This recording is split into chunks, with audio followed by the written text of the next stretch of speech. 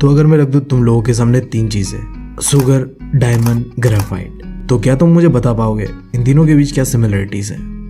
बीवी, इनमें तो कोई सिमिलरिटीज नहीं दिख रहा हमें। तीनों दिखने में काफी अलग है, रंग भी अलग है, ढंग भी अलग है। नहीं बीवी, कोई सिमिलरिटीज नहीं है। रुक जाओ यार, शायद तुम गलत हो। ये तीनों ही बने हुए कार्बन से। झटका लगा क्या? अब आगे सुनो। सिर्फ ये 3 चीजें ही नहीं, हमारे आसपास जो भी है सब के सब कहीं ना कहीं ज्यादा या कम कार्बन से ही बने हुए हैं। यहाँ तक कि हमारा जो ह्यूमन बॉडी है इसके अंदर भी 18% कार्बन पाया जाता है। और झटका लगा मतलब भाई साहब कुछ ऐसा है, हमारे आसपास जितने भी चीजें हैं वहाँ कहीं ना कहीं कम या ज्यादा तुम्हें कार्बन मिलेगा ही मिलेगा। अब ऐसा क्यों है, कभी तुमने सोचा है? क्योंकि देखो कार्बन यार हमारे क्लास में जो सबसे हैंडसम लड़का होता है ना उसकी तरह होता है, जो यार गर्लफ्रेंड तो चुटकियों में पटा लेता है। भाई साहब क्या बताए, तो जैसे ये लौंडे होते हैं काफ़ी हैंडसम और पटा लेते हैं लौंडिया, तो उसी तरीके से हमारे कार्बन के पास भी एक खास प्रॉपर्टी है जिसके वजह से ये एनवायरनमेंट में किसी भी चीज़ के साथ आसानी से मिलकर सर्वाइव कर पाता है। वो खास चीज़ है कोवेलेंट बॉन्ड। इससे पहले कि तुम समझो क्या होता है कोवेलेंट बॉन्ड, तुम समझ लो यार कंपाउंड क्या होता है, तब तुम चीज़ों को आसानी से समझ पाओगे। अब देखो नेचर के अंदर में जितने भी एलिमेंट्स है, चाहे वो हाइड्रोजन हो, ऑक्सीजन हो, कार्बन हो, ये अगर इकट्ठा मिलके कोई चीज बनाते हैं तो उसे हम कहते हैं कंपाउंड। समझ गए? जब 2 या 2 से ज्यादा एलिमेंट एक साथ मिलके कोई चीज बनाता है उसे कहते हैं कंपाउंड। अब जैसे मैं बात करूँ CO2 का, कार्बन और ऑक्सीजन मिलके बनता है CO2। उसी तरीके से वाटर में H2O, H यानी कि हाइड्रोजन, O यानी कि ऑक्सीजन, दोनों मिला एक नया कंपाउंड बनता है जिसे हम कहते हैं वाटर। बिल्कुल इसी तरीके से जिस भी कंपाउंड के अंदर में कार्बन पाया जाता है उसे हम कहते हैं कार्बन कंपाउंड। जैसे कि यार जो CO2 है, जहाँ ऑक्सीजन के साथ कार्बन मिलके बनता है CO2, तो क्योंकि यहाँ कार्बन प्रेजेंट है तो हम इसे कहेंगे कार्बन कंपाउंड।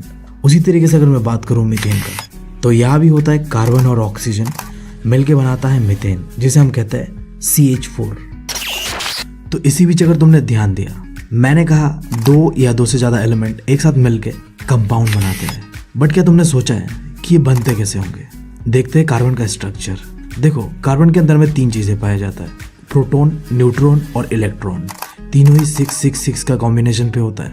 अब देख लो तुम यहाँ में इसका स्ट्रक्चर, यहाँ में जो ये बीच में बैठा हुआ न्यूक्लियस है, इसके अंदर में न्यूट्रॉन और प्रोटॉन एक साथ कपल की तरह निब्बा निब्बी भाई साहब एकदम चिपक के रहते हैं। और हमारा इलेक्ट्रॉन सख्त लौंडा भाई साहब सिंगल रहेंगे, बाहर घूमते रहता है। और हमारा यही इलेक्ट्रॉन जब भी 2 कंपाउंड एक साथ मिल रहे होते हैं उसमें जो केमिकल रिएक्शन हो रहा होता है वो इलेक्ट्रॉन की वजह से ही हो रहा होता है। तो इसका जो बैठने का तरीका है, पहला सर्कल पे यार 2 इलेक्ट्रॉन होता है एज पर द रूल। क्यों होता है मत पूछना, बस ये नियम है। पहला सर्कल पे 2 इलेक्ट्रॉन, दूसरा सर्कल पे 8 इलेक्ट्रॉन। बट यहाँ में तुम अगर कार्बन का कंडीशन देखो, पहला सर्कल पे 2 इलेक्ट्रॉन और दूसरे सर्कल पे 4 ही बचा हुआ है, क्योंकि उसके बाद 6 इलेक्ट्रॉन है। बट तुम्हें मैंने बताया केमिकल रिएक्शन में बैलेंसिंग का जरूरी है। जिस तरीके से हमारे लाइफ को आगे लेके चलने के लिए हमें जरूरी है बैलेंस का, उस तरीके से कोई भी केमिकल रिएक्शन होने के लिए बैलेंसिंग होना बहुत जरूरी है।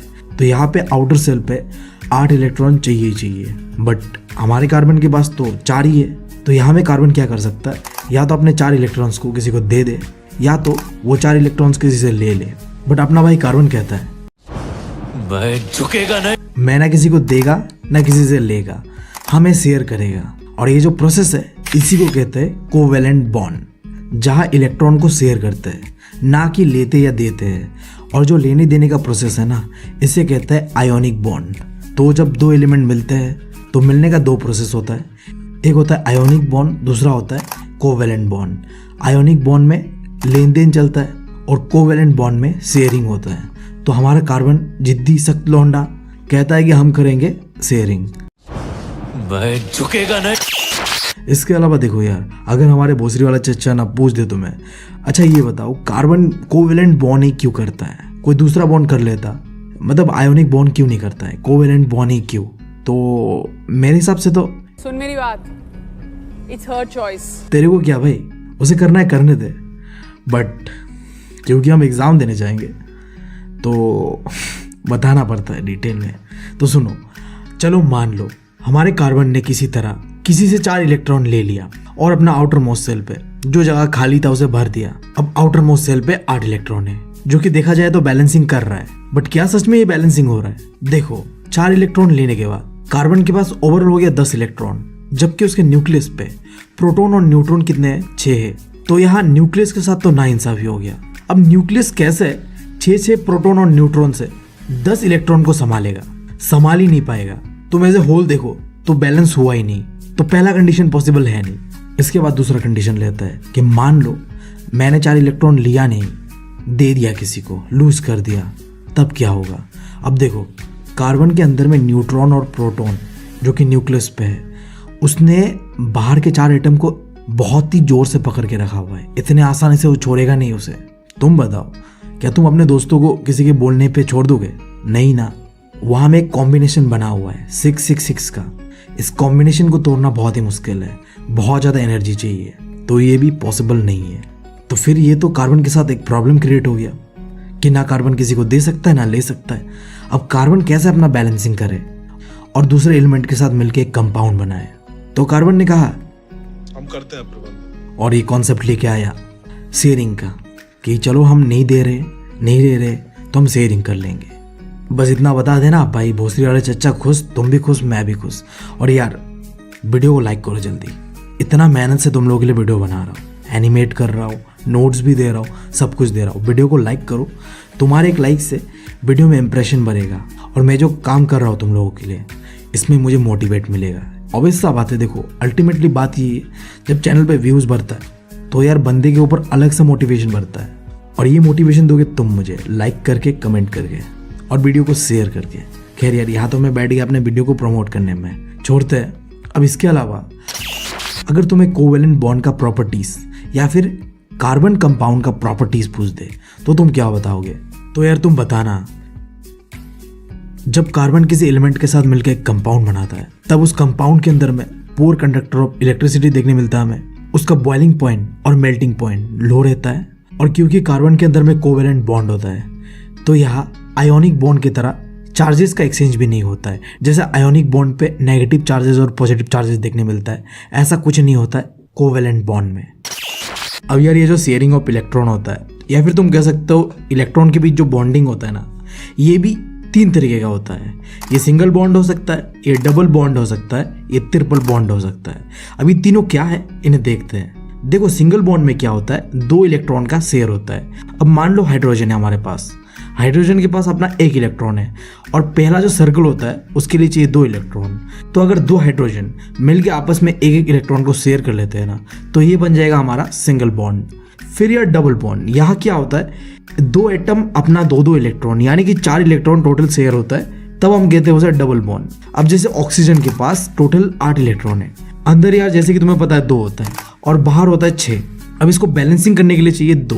तो यहाँ अगर 2 ऑक्सीजन का एटम अपना 2-2 इलेक्ट्रॉन आपस में शेयर करते हैं ना, तो उसका भी 8 इलेक्ट्रॉन हो गया और इसका भी 8 इलेक्ट्रॉन हो गया, यानी कि दोनों ने आपस में बॉन्डिंग करके अपना बैलेंसिंग कर लिया।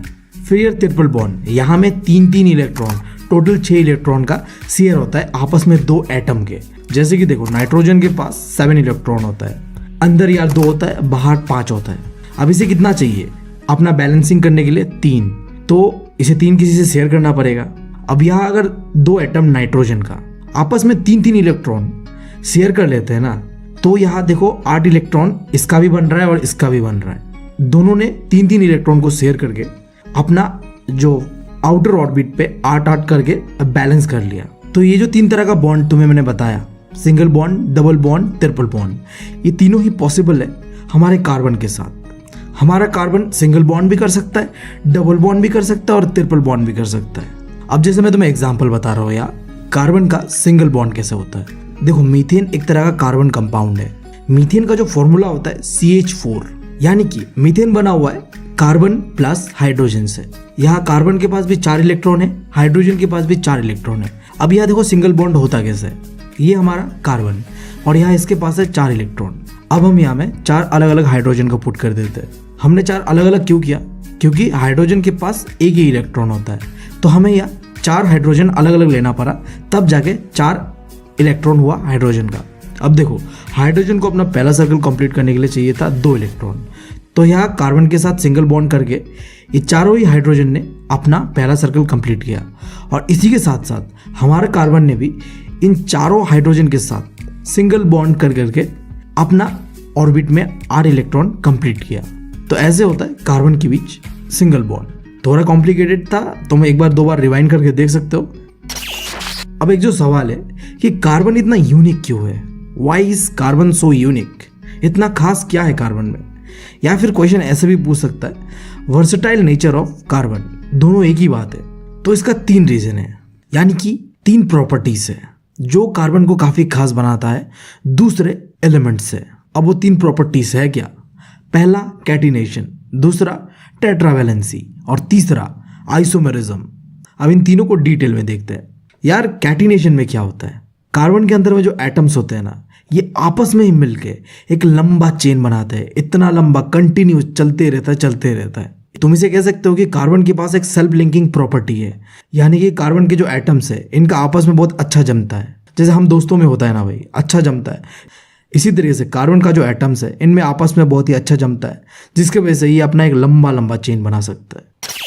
उसके बाद टेट्रावैलेंसी। यहाँ क्या होता है, कार्बन के पास तुम्हें पता है 4 जगह खाली होता है, क्योंकि आउटर मोस्ट सेल पे 8 इलेक्ट्रॉन चाहिए, बट हमारे कार्बन के पास है 4। तो ये जो 4 का गैप है ना, ये कार्बन आपस में ही जो बॉन्डिंग करके पूरा करते हैं। इसके अलावा ऐसा एलिमेंट जो कि मोनोवैलेंट हो, मोनोवैलेंट यानी उसका जो आउटर मोस्ट सेल है वहाँ में 1 इलेक्ट्रॉन हो, उसके साथ भी कार्बन क्या कर सकता है, बॉन्डिंग कर सकता है। देखो एकदम सिंपल ही बोलूँ तो ये टेट्रावैलेंसी का मतलब है कार्बन किसी के साथ भी आसानी से घुल मिल सकता है, क्योंकि उसके पास स्पेस है, 4 जगह खाली है, तो वो आसानी से किसी के साथ भी शेयर कर सकता है। और जो आखिरी प्रॉपर्टी है आइसोमरिज्म, ये देखो कार्बन का सबसे खास प्रॉपर्टी है। देखो होता क्या है, देखो कार्बन से बना हुआ जितना भी कंपाउंड है उसका जो मॉलिक्यूलर फॉर्मूला होता है ना, वो तो सबका एक जैसा होता है, बट उनका जो स्ट्रक्चर होता है ना, ये अलग अलग होता है। तो इन 3 प्रॉपर्टीज ने कार्बन को इतना खास बनाया है, समझ गए। इसके बाद एक कॉन्सेप्ट है एलोट्रोपीज ऑफ कार्बन। देखो दुनिया में कई सारी चीजें ऐसे हैं जिनका केमिकल प्रॉपर्टी तो एक जैसा होता है, बट वो दिखते अलग अलग है, यानी कि उनका जो फिजिकल फॉर्म है वो अलग अलग होता है, और इसी चीज को कहता है एलोट्रोपीज। तो ऐसा ही एलोट्रोपीज कार्बन का देखना है हमें, जहाँ डायमंड, ग्रेफाइट एंड बकमिंस्टर फेलोरिन, ये 3 चीज है जिनका फिजिकल फॉर्म बिल्कुल ही अलग है, दिखते बहुत ही अलग है, बट ये तीनों केमिकली कार्बन से बना हुआ है। तो इसी कॉन्सेप्ट को कहते हैं हम एलोट्रोपीज ऑफ कार्बन, जहां अब हम इन तीनों का फिजिकल प्रॉपर्टी को देखेंगे। शुरुआत करता हूं मैं डायमंड से। डायमंड के अंदर में हर एक कार्बन एटम बॉन्डिंग करता है 4 कार्बन एटम के साथ। यहाँ तुम देख पा रहे हो डायग्राम पे, एक एटम 4 एटम के साथ बॉन्डिंग कर रहा है, जिससे कि ये इतना स्ट्रांग बनता है और एक रिजिड 3 डायमेंशनल स्ट्रक्चर बनाता है, और इसीलिए ये दुनिया का सबसे हार्डेस्ट सब्सटेंस है। फिर बात करते हैं ग्रेफाइट का। यहाँ क्या होता है, एक कार्बन एटम 3 अलग कार्बन एटम के साथ बॉन्डिंग करके रखा हुआ है। तुमने यार डायमंड में देखा, एक कार्बन एटम 4 अलग कार्बन एटम के साथ बॉन्डिंग कर रहा है, बट ग्रेफाइट में एक कार्बन एटम 3 अलग कार्बन एटम के साथ बॉन्डिंग करेगा, याद रखना ये चीज, और एक हेक्सागोनल स्ट्रक्चर फॉर्म करेगा। और ये ग्रेफाइट ना गुड कंडक्टर ऑफ इलेक्ट्रिसिटी है। इसके बाद आखिरी है बकमिंस्टर फेलोरिन। इसे कहा जाता है C60, क्योंकि देखो ये जो स्ट्रक्चर दिख रहा है ना तुम्हें फुटबॉल टाइप का, इसके अंदर में टोटल 60 कार्बन एटम है, इसके वजह से इसे कहा जाता है C60। और ये जो तुम्हें शेप दिख रहा है ना अलग अलग तरीके का, यहाँ में ना इन टोटल 20 ऐसे रिंग्स है जहाँ में 666 का कॉम्बिनेशन बना हुआ है, और 12 ऐसे रिंग्स है जहाँ में 5 का कॉम्बिनेशन बना हुआ है। तो ऐसे ही कहा गया 6 रिंग 20 है और 5 रिंग वाले 12 है। और इसका नाम इतना अजीब क्यों पड़ा बोलूँ तो, एक आर्किटेक्ट है, इसी ने इसे बनाया था, जिसका नाम है बकमिंस्टर फिलर, उनके नाम पे ये दिया गया है। मतलब भाई साहब उनका नाम भी काफ़ी अजीब था, ना उनका नाम ऐसा होता ना हमें इसे याद करना पड़ता, बट कोई बात नहीं, जो दिया हुआ है क्या कर सकते हैं। अब मजबूरी का नाम जिंदगी कहते हैं, जिसे हम बिता रहे हैं। अभी यार क्या तुम्हें पता है, ये जो तुम चैप्टर पढ़ रहे हो कार्बन एंड इट्स कंपाउंड, ये केमिस्ट्री का पार्ट है। देखो मेरा केमिस्ट्री बहुत गंदा है, क्लास 12 के बाद मैंने जो साइंस छोड़ दिया, इसका सबसे बड़ा रीज़न था ये केमिस्ट्री। बात करेंगे किसी दिन आराम से इसके बारे में, बट देखो अभी के लिए इतना समझो, केमिस्ट्री के अंदर 2 ब्रांचेस है, ऑर्गेनिक केमिस्ट्री और इनऑर्गेनिक केमिस्ट्री। अब देखो, ऑर्गेनिक केमिस्ट्री में हम स्टडी करते हैं कार्बन कंपाउंड का, क्योंकि तुम्हें पता है कार्बन इतना इंपॉर्टेंट है, तो इसके लिए एक अलग ही ब्रांच रख दिया। और इसको छोड़ के जो भी कंपाउंड जिसके अंदर में कार्बन नहीं पाया जाता है उसे हमने कहा इनऑर्गेनिक केमिस्ट्री, यानी कि कार्बन के अलावा जो भी कंपाउंड उसे स्टडी किया जाएगा। और तुम्हारे इस सिलेबस में ऑर्गेनिक केमिस्ट्री के अंदर ही हम पढ़ेंगे हाइड्रोकार्बन को। हाइड्रोकार्बन यानी कि हाइड्रोजन प्लस कार्बन मिलके बनता है हाइड्रोकार्बन, जिसके बारे में अब हम पढ़ेंगे। अब देखो, इससे पहले कि हम आगे बढ़े, एक चीज़ तुम ध्यान से सुन लो और इसे प्रैक्टिस करो अभी के अभी। इसका कोई ऑप्शन है नहीं तुम्हारे पास। ये जो मैंने बताया हाइड्रोकार्बन, जहाँ हाइड्रोजन और कार्बन मिलके एक कंपाउंड बनता है। अब इस कंपाउंड में अगर एक हाइड्रोजन पाया जाता है तो उस कंपाउंड का स्टार्टिंग में लगेगा मिथ, और अगर पाया जाता है 2 कार्बन तो उसे कहेंगे इथ, और अगर पाया जाता है 3 कार्बन तब हम उसे कहेंगे प्रोप, और अगर पाया जाता है 4 कार्बन तब उसे कहेंगे ब्यूट, और अगर पाया जाता है 5 कार्बन तब हम उसे कहेंगे पेंट। ऐसे ही बहुत लंबा लिस्ट है, बट तुम 5 जान लो। आगे मत बढ़ो, अब वीडियो को पॉज करो, इसे एटलीस्ट 5 से 10 टाइम लिख लो, पेज में लिख लो, याद करो। जैसे ही याद होता है उसके बाद वीडियो में आगे बढ़ो। फायदा नहीं, आगे बढ़ रहे हो कंफ्यूज हो जाओगे। हाइड्रोकार्बन में सबसे इंपॉर्टेंट चीज़ है ये, इसे समझ लो। One eternity later. तो आई गेस तुमने मेरा बात मान के याद कर लिया होगा। अब आगे बढ़ते हैं। देखो, हाइड्रोकार्बन 2 तरीके का होता है, सैचुरेटेड हाइड्रोकार्बन, अनसैचुरेटेड हाइड्रोकार्बन। देखो, सैचुरेटेड में क्या होता है, कार्बन के बीच सिंगल बॉन्ड होता है। देखो, हाइड्रोजन के साथ बात नहीं चल रहा है यहाँ, सिर्फ और सिर्फ 2 या 2 से ज़्यादा जो कार्बन होगा उसके बीच सिंगल बॉन्ड। और सैचुरेटेड हाइड्रोकार्बन को कहते हैं हम एल्केन्स। देखो, यहाँ में ANES दिख रहा है तुम्हें लास्ट में एल्केन्स के। अब इसी से आगे बनेगा एक होमोलोगस सीरीज।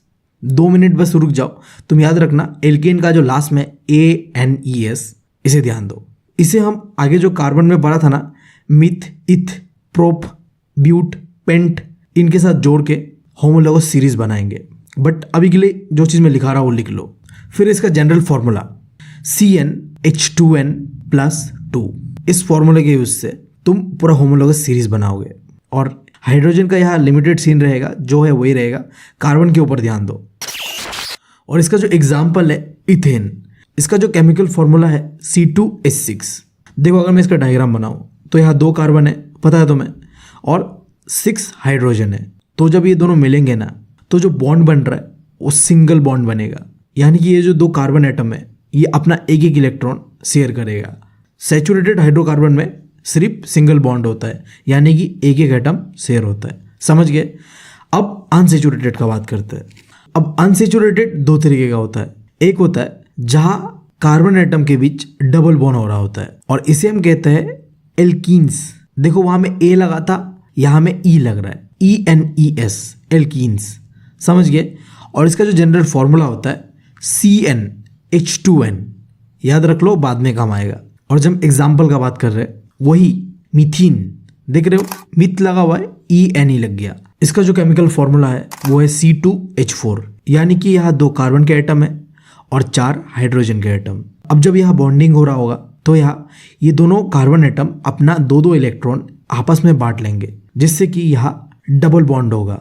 फिर जो अनसैचुरेटेड हाइड्रोकार्बन के अंदर में दूसरा चीज है जहां ट्रिपल बॉन्ड होता है कार्बन एटम के बीच, इन्हें हम कहते हैं एल्केन्स। यहाँ देखो YNE, ठीक है, पहले लगा था A, फिर लगा था E, अब लग रहा है Y। तो इस तरीके से ये आएगा, और इसका जो जनरल फॉर्मूला है वो होगा CnH2n-2। और इसका एग्जाम्पल इथेन, जिसका केमिकल फॉर्मूला है C2H2, यानी कि यहाँ में भी 2 कार्बन होगा और 2 हाइड्रोजन होगा। तो यहाँ में क्या होगा, जो हमारा कार्बन है ये अपना 3-3 इलेक्ट्रॉन को शेयर करेगा अपना आप को बैलेंसिंग करने के लिए, जिससे कि ट्रिपल बॉन्ड होगा कार्बन एटम के बीच। यहाँ तक क्लियर है? अब इन तीनों से हमने क्या सीखा? इन तीनों से हमारे पास आया एक होमोलोगस सीरीज, जहाँ में 3 टेबल्स बनेगा। पहला होमोलोगस सीरीज होगा एल्केन्स का, यानी कि सैचुरेटेड हाइड्रोकार्बन्स का, जो कि तुम यहाँ देख पा रहे हो। फिर दूसरा होगा अनसैचुरेटेड के अंदर में 2, पहला एल्कीन्स, दूसरा एल्काइंस, जिसका होमोलोगस सीरीज तुम यहाँ देख पा रहे हो। अब इन तीनों को तुम्हें याद करना है। अब यार देखो, आखिरी चीज, अगर तुम्हें याद नहीं करना ये पूरा होमोलोगस सीरीज, चाहे एल्केन का हो, एल्काइन का हो या एल्कीन का हो, तो यहाँ पे एक ट्रिक है, तुम्हें बस क्या करना है, इनका जनरल फॉर्मूला को याद कर लेना है। ऐसे लिख लो, इस जनरल फॉर्मूला से तुम कुछ भी बना सकते हो, कुछ भी दे दिया जाए तुम्हें। अब मान लो मैंने कहा तुम्हें कि यार अगर तुम्हें मैं दे दूँ 3 कार्बन्स, तो इससे तुम ये तीनों होमोलोगस सीरीज से एक एक बना के दिखाओ। तो देखो फॉर्मूला पुट करेंगे आसानी से आ जाएगा। देखो यहाँ में जहाँ NN है यहाँ पे हम 3 3 3 पुट कर देंगे। जैसे पहले हम बात करते हैं एल्केन का, यहाँ हम CN के जगह में 3 पुट कर देंगे और H2 के बाद यहाँ जो N है ना, यहाँ में हम इंटू करेंगे इसे, ठीक है, प्लस मत करना, गलती हो जाएगा, इंटू करना है। C2 इंटू 3 प्लस 2, आंसर कितना आया मेरा C3H8। अब इसे मिलाओ, होमोलोगस सीरीज से मिलाओ, मिल रहा है ना, ये क्या है, ये है तुम्हारा प्रोपेन। देखो तुमने खुद बनाया ये। इसी तरीके से तुम डबल बॉन्ड वाले एल्कीन का कर लो, CN के जगह में हम 3 पुट करेंगे और H2 के बाद N के जगह में हम 3 पुट करेंगे और 2 के साथ इंटू कर देंगे। तो कितना हो गया हमारा ये 2 × 3 6। तो हमारा जो फाइनल है वो आएगा C3H6। देख लो मिल गया ना। अब देखो यहाँ में बस डायग्राम जब तुम बनाओगे फॉर्मूला से तुम इक्वेशन भी पुट कर लोगे, डायग्राम भी बना लोगे, क्योंकि यहाँ डबल बॉन्ड है। तो तुम जब भी बनाओगे डायग्राम तो कार्बन और कार्बन के बीच डबल बॉन्ड करना, यानी कि 2 कार्बन 2 इलेक्ट्रॉन को शेयर करेगा और बाकी जितने भी इलेक्ट्रॉन है उसे हाइड्रोजन के साथ निपटा देना। इसी तरीके से जो आखिरी है एल्काइन, यहाँ में भी तुम वही सेम चीज़ कर सकते हो। बहुत आसान है यार, थोड़ा प्रैक्टिस करो, आराम से तुम्हारा हो जाएगा। बस तुम्हें फॉर्मूला देखना है और एक चीज़ याद रखना है कि हमें जो हाइड्रोजन के साथ प्लस नहीं करना है, इंटू करना है, बस इतना आसान है। और जब तुम इसका डायग्राम बनाओगे तब याद रखना बस एल्केन में सिंगल बॉन्ड होगा, एल्कीन में डबल बॉन्ड और एल्काइन में ट्रिपल बॉन्ड, बस। अब जो इस चैप्टर का आखिरी टॉपिक है चेन, ब्रांच एंड रिंग्स, देखो इसे मैं नहीं समझा रहा, बहुत आसान है। देखो हमने आइसोमरिज्म पढ़ा था ना, क्या था वहाँ में, मॉलिक्यूलर फॉर्मूला सेम होगा बट स्ट्रक्चर डिफरेंट होगा। तो यहाँ में देखो मीथेन ले लो, प्रोपेन ले लो, ब्यूटेन ले लो। यहाँ में देखो हमने लिया है मान लो ब्यूटेन, तो ब्यूटेन को ना नॉर्मली हम कुछ इस तरीके से लिख सकते हैं, ये ब्यूटेन का स्टैंडर्ड या फिर नॉर्मल स्ट्रक्चर है। बट इसे तुम ब्रांच के फॉर्म में, रिंग के फॉर्म में, चेन के फॉर्म में किसी तरीके से भी लिख सकते हो। बस तुम जो लिखोगे इसे चेन के फॉर्म में या ब्रांच के फॉर्म में और रिंग के फॉर्म में हो, इसे हम कहेंगे आइसोमर स्ट्रक्चर। एक होगा नॉर्मल स्ट्रक्चर, एक होगा आइसोमर स्ट्रक्चर, बस इतना डिफरेंस है। तो ठीक है यार, मुझे लगता है कि तुम लोगों को समझ में आया होगा काफ़ी हद तक। पहली बार मैंने इतना लंबा लेक्चर दिया है, मुझे भी नहीं पता कि मैंने कैसा दिया है, अच्छा दिया है, ख़राब दिया है। तुम लोग यार फीडबैक देना, जितना सकूँगा अपने अंदर में इम्प्रूवमेंट लाऊंगा और तुम लोगों को मदद करूँगा। लिटरली इतना लंबा लेक्चर मैंने कभी नहीं दिया। अब इसे एडिट करना तो मुझे बाकी है, पता नहीं कब तक करूँगा, बट ठीक है, अगर तुम लोग को मदद मिल पा रहा है तो बहुत अच्छी बात है। तो ठीक है यार, thank you, love you all.